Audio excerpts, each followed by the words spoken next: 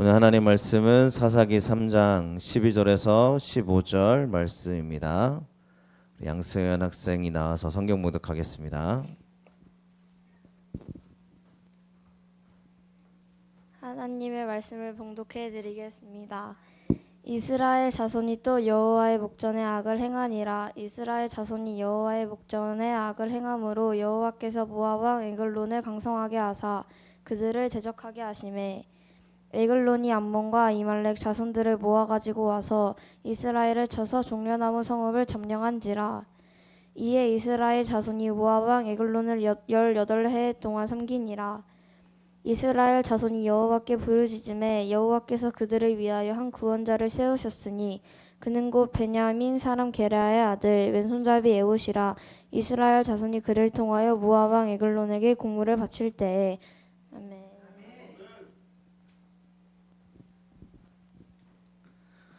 네, 약점이 강점이 되도록 하시는 하나님이라는 제목으로 함께 은혜 나누겠습니다. 오늘 제가 깜빡하고 못 넣었는데 오늘은 같이 서로 함께 인사하겠습니다. 서로 인사하겠습니다. 당신 하나님의 축복의 사람입니다. 당신 하나님의 축복의 사람입니다. 축복의 사람입니다. 아멘.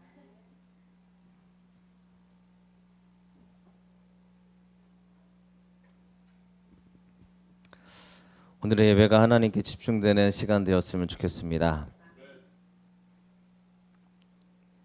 제가 한 주는 구약, 한 주는 신약 이렇게 성경 말씀으로 설교하고 있습니다.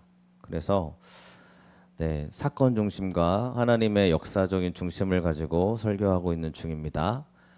그런 의미적인 표현으로 같이 봐주시기를 바랍니다.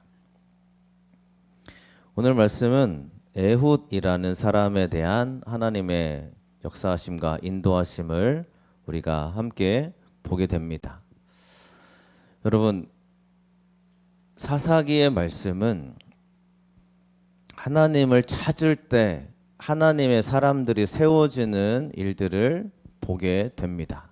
그래서 에훗이라는 인물을 우리 하나님이 축복으로 인도하시는 과정들을 보게 되어집니다. 그래서 오늘 말씀 가운데 하나님이 왜 에훗을 세우시는지, 하나님이 어떻게 이 사람의 인생 가운데 축복의 메시지를 부어주시는지 함께 고백하는 시간 되었으면 좋겠습니다. 여러분, 에훗이라는 사람의 모습을 우리는 사사 중에 한 사람 정도로만 기억합니다. 제가 성경 말씀을 왜 설명을 드리냐면 우리 인생에 빗대어 보시자는 얘기예요. 그래서 오늘 말씀에 보면 하나님이 에훗을 세워주시는데 에훗에 대한 설명입니다. 우리 15절의 말씀을 같이 읽어보겠습니다. 이스라엘 자손이 여호와께 부르짖음에 여호와께서 그들을 위하여 한 구원자를 세우셨으니 그는 곧 베냐민 사람 게라의 아들 왼손잡이 에훗이라.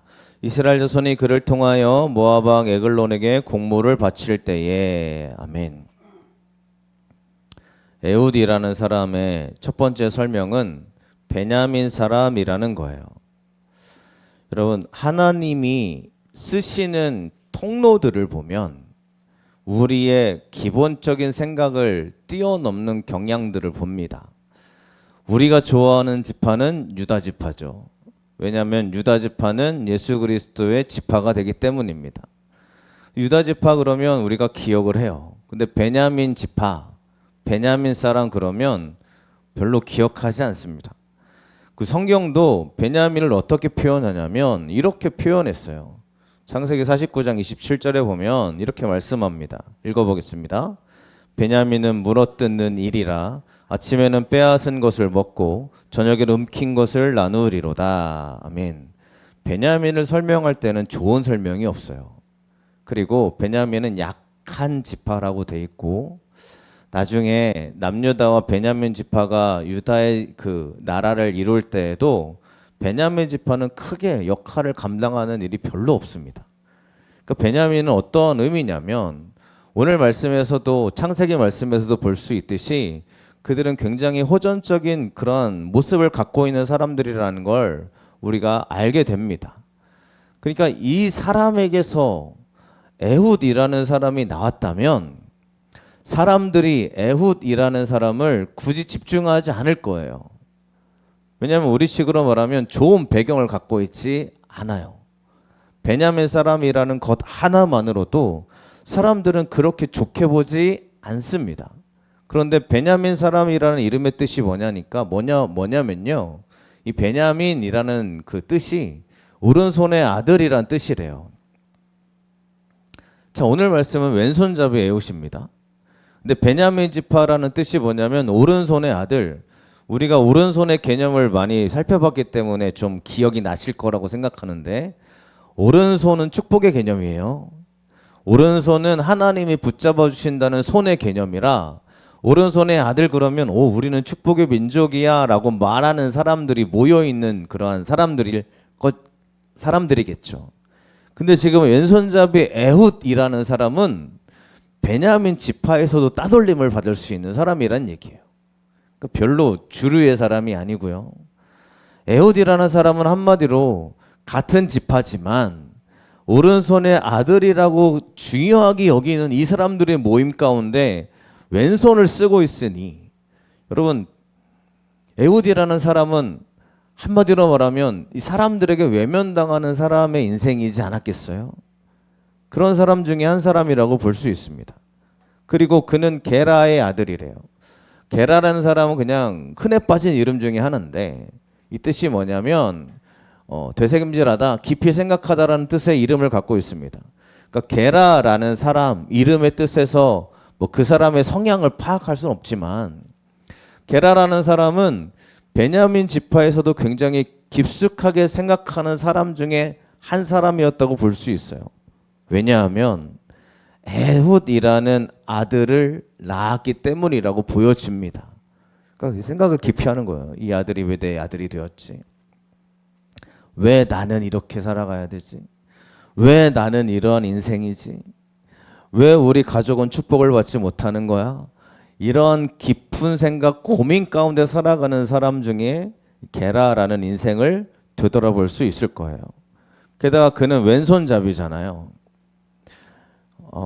여러분 우리가 오른손 왼손을 다 잘 쓰는 사람을 얘기하는 게 아니고요. 왼손잡이라는 이 원어의 뜻을 보면 히브리어 원어가 이렇게 기록되고 있어요. 그래서 그 뜻을 해석해 보면 오른손이 묶인이란 뜻이에요. 그래서 오른손이 묶였다는 얘기는 뭐냐면 오른손에 장애를 갖고 있는 사람을 의미합니다. 그런 의미적인 해석으로 이 사람의 인생을 볼 수 있어요. 자, 그럼 종합해 보세요. 오른손의 아들이라는 자녀의 그러한 지파 속에 오른손을 못 쓰는 한 아이가 태어났습니다. 부모에게는 굉장히 걱정거리겠죠. 게다가 이 아이가 태어났을 때부터 아마 오른손이 말라버렸는지는 모르겠지만 이 에훗이라는 아이가 성장하면서 겪었을 수많은 이야기들을 한번 생각해 보세요. 어떤 얘기 듣고 살았겠습니까? 너는 왼손잡이고 오른손이 말라버렸기 때문에 너는 축복의 사람이 될 수가 없어. 넌 우리 민족이지만 너는 누구도 좋아하지 않을 거야. 뭐 이런 이야기들. 그런 이야기들 속에 에훗이 살아내지 않았겠어요? 여러분 신약 성경에도 오른손 마른 사람이 등장합니다. 예수님이 그 오른손 마른 사람을 고쳐주시는 장면들이 나옵니다. 그래서 성경이 집중하고 성경이 말씀하는 사람들을 보면 어쩌면 이렇게 연약한 사람들을 꼭 쓰시는 장면들이 나와요. 이상하잖아요. 에훗 말고 강한 사람이 없었겠어요? 생각을 해보셔야 됩니다. 성경 읽으시면서 한번 생각을 해보셔야 돼요. 왜 하나님은 에훗을 사용하시나? 잘하는 게 물론 이따가 보겠지만 그 칼을 잘 쓰긴 했죠. 근데 에훗이라는 인물은 사람들이 그렇게 좋게 보는 인물이 아니라는 사람이라는 거예요. 그러니까 우리로 말하면 이 사람 신앙 좋아. 신앙이 참 좋은 사람이야. 그런 사람을 들어 쓰시는 게 아니라 누가 보다 약점이 있어요. 누가 보더라도 부족함이 있는데 이 사람을 쓰시더란 얘기예요. 우리가 오늘 말씀 가운데 집중해야 될 모습은 바로 이 모습이라고 저는 생각합니다. 왜냐? 에훗이라는 사람을 이름을 지을 때 에훗이라는 이름의 뜻이 감사하리라, 찬양하리라 라는 뜻의 이름을 지었어요. 부모님이 굉장히 고민했을 것 같아요. 근데 여러분, 이 사람의 인생은 감사가 아니잖아요. 찬양할 수 없는 인생 아니에요. 그런데도 불구하고 그 이름의 뜻을 감사하게 되리라, 찬양하는 사람이 되리라 라고 선포하면서 이름을 지었어요. 그런데 그의 인생은 그렇게 살지 못했어요. 저는 여러분에게 오늘의 말씀의 은혜가 우리 삶 가운데 들려지기를 축원합니다. 여러분, 우리가 나 감사하며 살아야지 라고 우리가 마음 먹는단 말이에요. 그렇게 살지 못할 때가 있어요. 난 참 하나님께 영광 돌리는 사람을 살아야지. 그런데 우리가 그런 인생이 펼쳐지지 않을 때가 있어요. 그럴 때, 게다가 오늘 말씀해 보니까 이 모압 왕 에글론에게 곡물 바치는 사람이었잖아요. 그러니까 이스라엘 사람들이 에웃을 곡물 바치는 사람으로 삼았단 얘기예요. 왜냐, 여러분, 에글론이라는 인물이 굉장히 이스라엘을 약 18년 다스렸다고 되어 있거든요. 그 다스리면서 얼마나 압박했겠어요. 얼마나 이 사람이 이스라엘 백성들을 못 살게 굴었겠어요. 그러니까 기도했잖아요. 그런데 이 못 살게 구는 왕한테 곡물 바치는 사람으로 에훗을 보냅니다. 그러면 에훗이 신뢰받아서 보냈다기보다는 이 에글론 왕이 혹시라도 기분 나쁘면 죽일 수 있는 위치잖아요. 그러니까 그냥 함부로 대할 수 있는, 즉 하찮게 여길 수 있는 그런 인물로 에훗을 보내는 거예요. 그러니까 에훗의 인생을 보면 사람들에게 막 인정받고 존중받는 인물이 아니라는 거예요. 그런 사람을 살아가요. 여러분, 저는 오늘의 말씀 가운데 이러한 인생을 살아가는 사람들이어도 하나님이 그를 세우시더란 얘기예요. 여호와께서 그를 위하여 한 구원자가 누굽니까? 에훗이잖아요. 그러니까 오늘의 말씀을 보면 에훗이 세워져야 될 이유가 하나도 없습니다. 잘하는 게 그가 뭘 특별하게 뭔가 드러나는 게 있는 사람이 아니에요. 그런데도 이렇게 사용하시더란 얘기예요. 이유가 뭘까요? 여러분, 이 사람이 세워지는 이유가 뭘까요? 우리는 성경을 통해서 그 이유를 찾아볼 수 있습니다. 뭐라고 하냐면 고린도전서 1장 27절 말씀 같이 한번 읽어보겠습니다. 함께 읽겠습니다. 그러나 하나님께서 세상에 미련한 것들을 택하사 지혜 있는 자들을 부끄럽게 하려 하시고 세상에 약한 것들을 택하사 강한 것들을 부끄럽게 하려 하시며. 아멘. 이유를 알 수 없는데 하나님이 사용하시는 장면들을 보니까 세상에서 뛰어날 거 없는 사람을 쓰시더라. 세상에서 약한 사람을 쓰시더라. 상처받은 영혼들을 하나님이 더 은혜로 사용하시더라. 여러분, 하나님이 왜 그러시냐면 강한 것들을 부끄럽게 하려 하신다라고 얘기하고 있죠. 그러니 우리가 신앙생활 하시면서 명심해야 될 게 있어요. 강한 사람이 되는 걸 좋아하지 마시기를 축원합니다. 여러분, 우리는요 강한 사람을 좋아합니다. 잘 되는 사람을 좋아해요. 그러니까 잘 안 되면, 우리 교회에서도 그래요. 잘 안 되잖아요. 너 그렇죠. 하나님의 축복을 받아야 될 때야. 맞죠? 맞아요. 맞는데 여러분, 그 내가 연약한 시간에 하나님이 나를 더 강하게 사용하신다는 걸 믿으시기를 축원합니다. 그럼 우리가 어떤 마음을 유지해야 되냐면, 그래서 예수님이 산상수훈의 첫 번째 말씀으로 무슨 얘기하셨어요? 심령이 가난한 자가 복이 있다 그랬잖아요. 그 천국이 저의 것이며 그랬단 말이에요. 예수님이 가장 먼저 선포하셨던 심령이 가난한 자가 뭐냐면 하나님을 갈급해하는 사람이에요. 강한 사람들은 뭐 하는 사람들이냐? 왜 세상이 약한 것들을 택하사 강한 사람들 부끄럽게 하시냐? 강한 사람들은 내 강함을 자랑하는 사람들이거든요. 그러니까 우리 교회가요, 우리가 지금 하나님 앞에 믿음으로 나아가는 우리들의 교회 위치지만, 여러분, 우리 교회는 강하다고 자랑하면 안 될 줄로 믿어요. 무슨 얘기냐면, 물론 작은 교회, 우리가 작은 교회죠.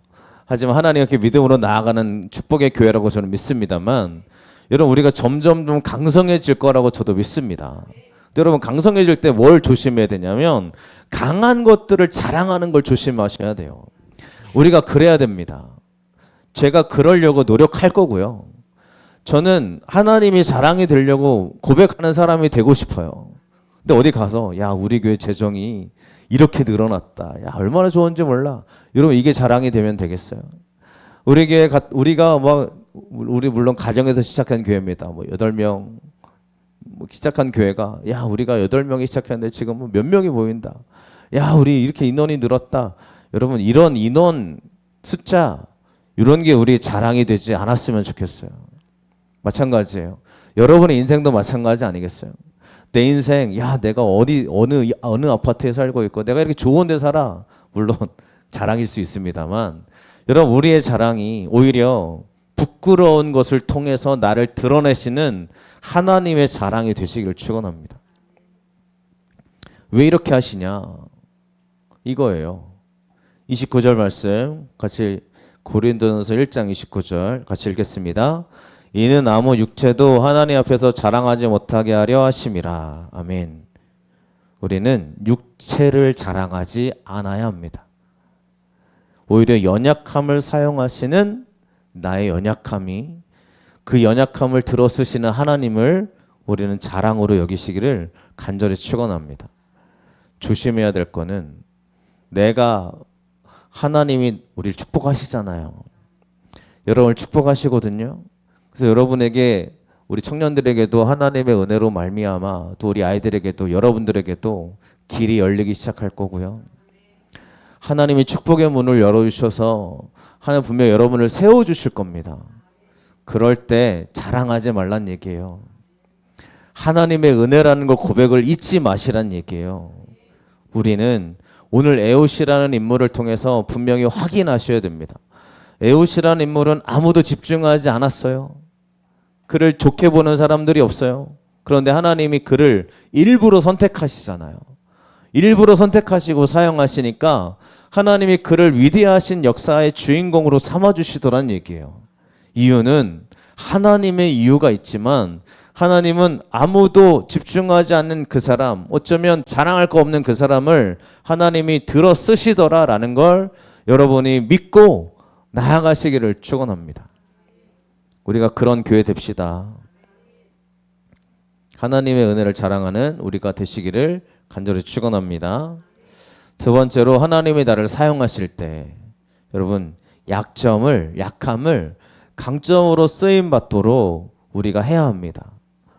저는 오늘 말씀 가운데 특별한 말씀을 봅니다. 16절의 말씀을 같이 읽어보겠습니다. 에웃이 길이가 한 규빗 되는 좌우에 날선 칼을 만들어 그의 오른쪽 허벅지 옷 속에 차고. 아멘. 자, 에웃이 만들었대요. 한 규빗 되는 거는 우리의 팔뚝만한 그러한 길입니다.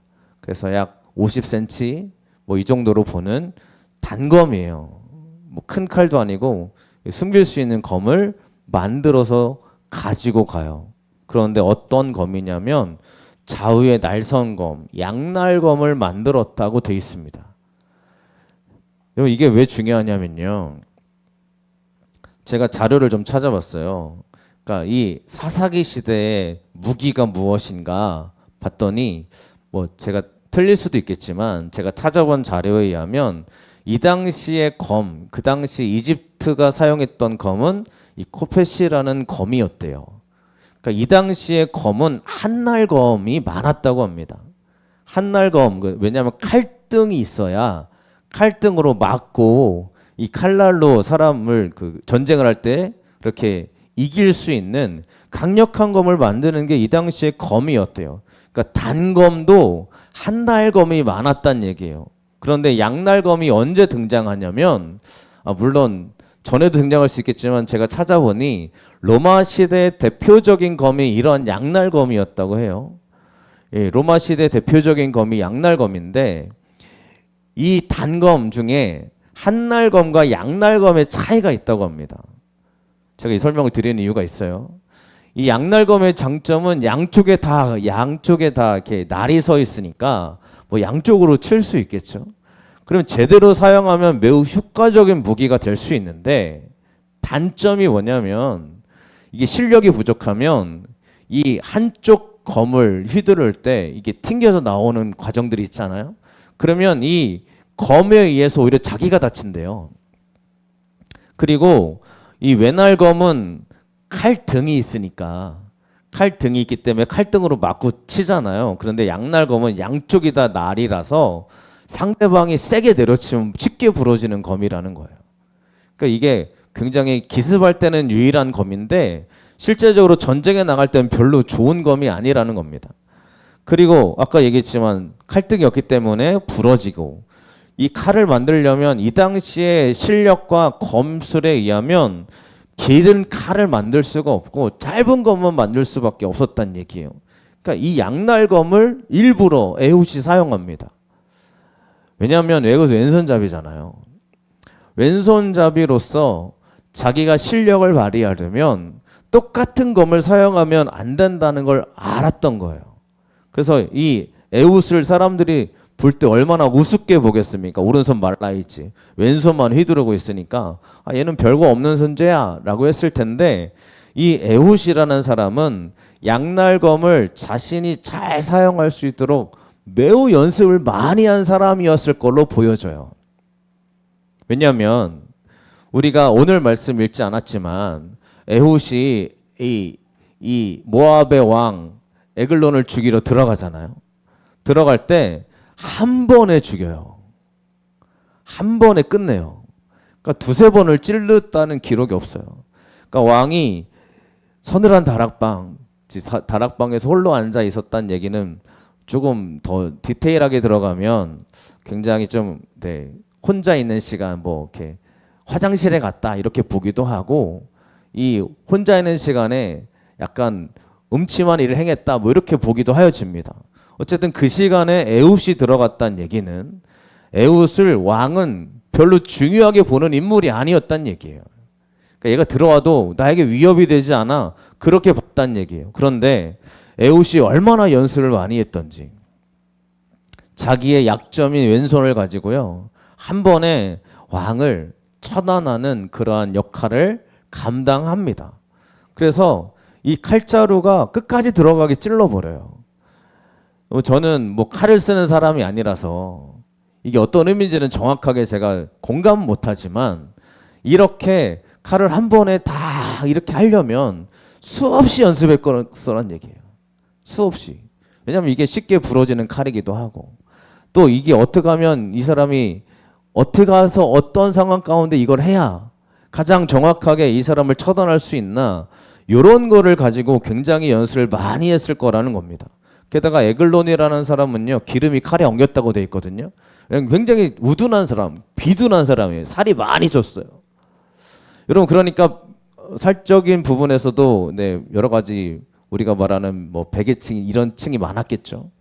그러니까 실제적으로 이 사람을 처단하려면 쉽지 않은 일이라는 걸 우리가 기본적인 생각으로 보여지지 않습니까? 그러니까 에훗은 나 왼손밖에 못 쓰지 뭐, 나는 전쟁에 능한 사람이 아니라 나는 칼 연습할 필요가 없어, 이렇게 살아온 게 아니고요. 나는 나만의 무기를 만들어서, 나는 약점이 있지만 나만의 무기를 만들어서 확실하게 이렇게 나는 쓰임 받을 수 있어 라는 그 관점으로 살아온 사람이라는 걸 우리가 보게 됩니다. 그러니까 에훗은 그냥 자기의 약점 때문에 포기한 인생이 아니었어요. 어쩌면 하나님이 그 모습을 보신 걸 수도 있을 것 같아요. 에훗은요 자기가 할 수 있는 최선을 다합니다. 여러분, 저는 이게 굉장히 중요하다고 보거든요. 우리가요 약점이 있어요. 제가 우리 교회 같은 이제 목회자들을 만나지 않습니까? 개척교회 목사님들을 만나지 않습니까? 그래, 여러분, 다 그렇지 않지만 말씀드립니다. 다 그런 건 아니지만 대부분의 개척교회 목사님들이 어떤 마인드를 갖고 있냐면 안 된다는 생각이 막 묵혀져 있어요. 안 된대요. 뭐 때문에 안 되고, 이것 때문에 안 되고, 돈이 없어서 안 되고, 사람이 없어서 안 되고. 여러분, 안 되는 거에 대해서 굉장히 많은 이야기들을 합니다. 제가 그 얘기 듣고 있다 보면 기운이 빠져요. 근데 똑같은 우리 같은 위치에 있는 개척교회 같은 또 이런 저희 비슷한 교회 목사님들을 만나게 되어지면 되는 이야기하는 사람이 있어요. 뭐 그게 풍성한 게 아니에요. 근데 항상 하나님이 하시는 일들을 고백하는 거예요. 물론 친한 사람들 앞에서는 우리가 그럴 수 있겠죠. 어려움을 이야기할 수 있겠죠. 근데 여러분, 그 어려움 가운데 아무것도 안 하고 이렇게 퍼져 있으면 되겠어요? 여러분, 저는 여러분에게 부탁드리고 싶은 거예요. 여러분이 물론 강한 사람들인 줄로 믿습니다만, 여러분, 우리가요 포기하는 것들이 있단 말이에요. 약하다고, 할 수 없다고, 안 된다고 내려놓는 것들이 있습니다. 여러분, 근데 그 내려놓는 거를 하나님께 맡기고요, 하나님이 더 강하게 쓰실 나만의 무기, 나의 신앙의 무기, 내가 하나님께 올려드릴 수 있는 나의 은혜의 수단을 잃어버리지 않으시길 간절히 축원합니다. 에봇이 한 번 칼을 휘둘려서 왕을 죽일 만큼 스스로 훈련했어요. 스스로. 아마 아무도 도와주지 않았을 거예요. 그러니 저 여러분들은 하나님 앞에서 누구도 도와주지 않는다고 하여도, 누구도 나의 가운데 힘이 되어주지 않는다고 하여도, 여러분, 여러분의 신앙의 무기를 갈아서 하나님께 나아가시기를 축원합니다. 누군가는 찬양의 무기가 있을 수 있어요. 은혜의 수단을 잃어버리지 말자고요. 여러분, 우리만의 무기는 여러분만의 무기들이 다 다를 겁니다. 어떤 사람은 예배를 굉장히 중요시하게 여겨요. 당연하죠. 맞죠. 중요하게 여겨야 합니다. 왜냐하면 그 안에 은혜가 있기 때문에 그렇습니다. 제가 처음에 우리 교회 개척을 하고 나서 어떤 목사님이 오셔서 이런 말씀을 해주셨어요. 지금은 니네 교회가 사람이 없어서 은혜가 안 되겠지만 사람이 많아지면 교회 오는 사람들 많이 은혜 받을 거야, 그러더라고요. 물론 맞습니다. 맞는 얘기인데 저는 그 얘기를 깨트렸어요. 무슨 얘기냐? 사람이 없어도 은혜로 와요. 그래야 되잖아요. 저도 그래야 되잖아요. 물론 여러분의 빈자리를 제가 지금 보면서 그 사람의 얼굴을 떠올리거든요. 이분이 여기 오셨어야 되는데 라고 그 사람의 얼굴을 떠올리면서 제가 기도하고 또 지금 예배하는 가운데도 하나님께 맡기고 있지만, 여러분, 우리가 누군가 안 와서, 누군가 와서 은혜로운 교회라면 그 교회는 문제 있는 겁니다. 제가 자꾸 이런 얘기 드려서 죄송하지만, 여러분이 무슨 얘기예요? 여러분이 이 자리에 오셔서 여러분이 은혜 받으셔야 돼요. 그럽시다. 그래서 오늘 말씀, 에봇은 자기의 한계를 인정하고 나는 못해 하지 않았어요. 연습하니까. 그가 훈련되어진 걸 하나님이 쓰시더라라는 거죠. 왜냐하면 에글론이 비둔했다는 얘기는 이 당시에 강하다는 걸 의미하거든요. 여러분, 북한에 보면 김정은이가 이렇게 뚱뚱하잖아요. 백성들은 다 말랐잖아요. 왜 이렇게 뚱뚱하게 하냐? 여러분, 그 나라에 있어서 그게 강함을 상징하기 때문이라고 얘기해요. 지금 에글론을 왜 이렇게 비둔하게 살았냐? 여러분, 에글론이요, 그냥 게을러서 그런 게 아니고요, 이 당시에 강하게 보이기 위해서 자기가 이렇게 자기 몸을 만든 거예요. 그러니까 에글론이 아마도 비둔했지만 이렇게 막 그 사람이 강한 존재로서 살아갔을 거예요. 그런데 약하다고 의미하는 이 에봇이 강한 걸 무찔러 버리잖아요. 왜냐하면 하나님이 그와 함께 하셨기 때문이라고 성경은 얘기하고 있어요. 우리가 강한 거 쫓아 살지 맙시다. 강한 게 오히려 나를 무너뜨려요. 그런데 약함은 하나님을 의지할 수밖에 없게 만들어요.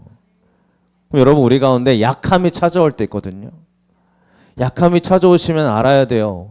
그 시간이 나에게 은혜 받는 시간입니다.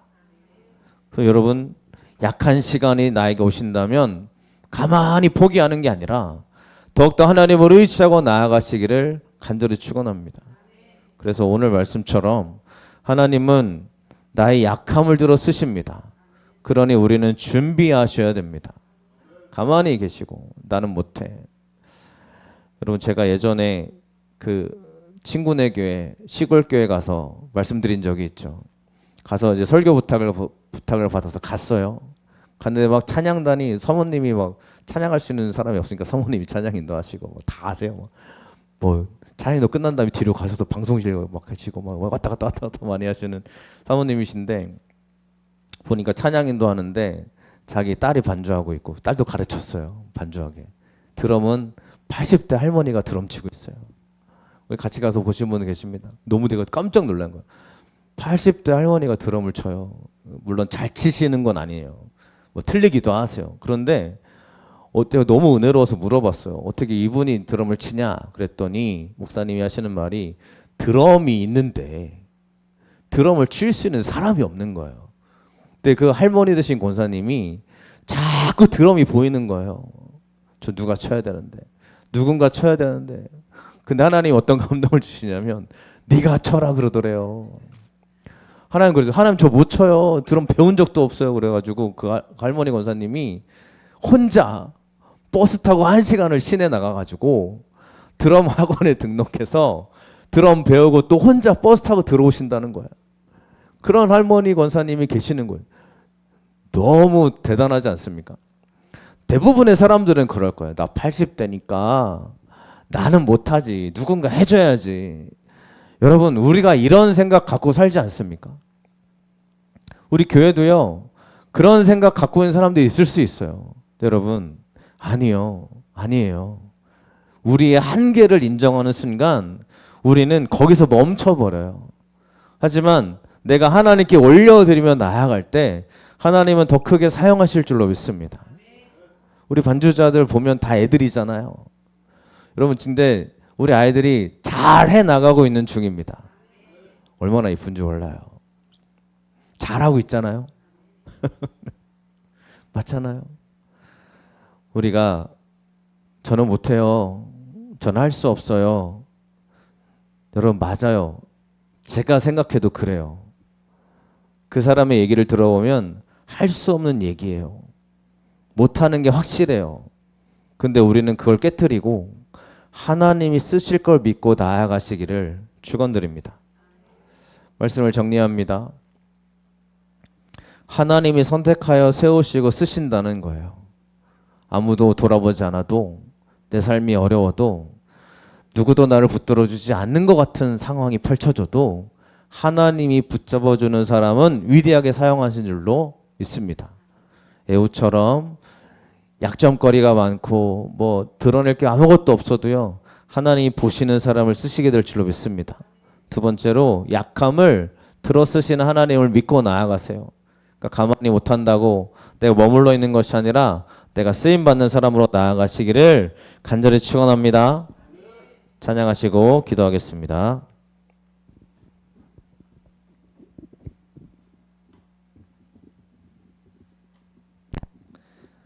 네, 우리 주 은혜임을 우리 함께 찬양하고 고백하겠습니다. 안 돼?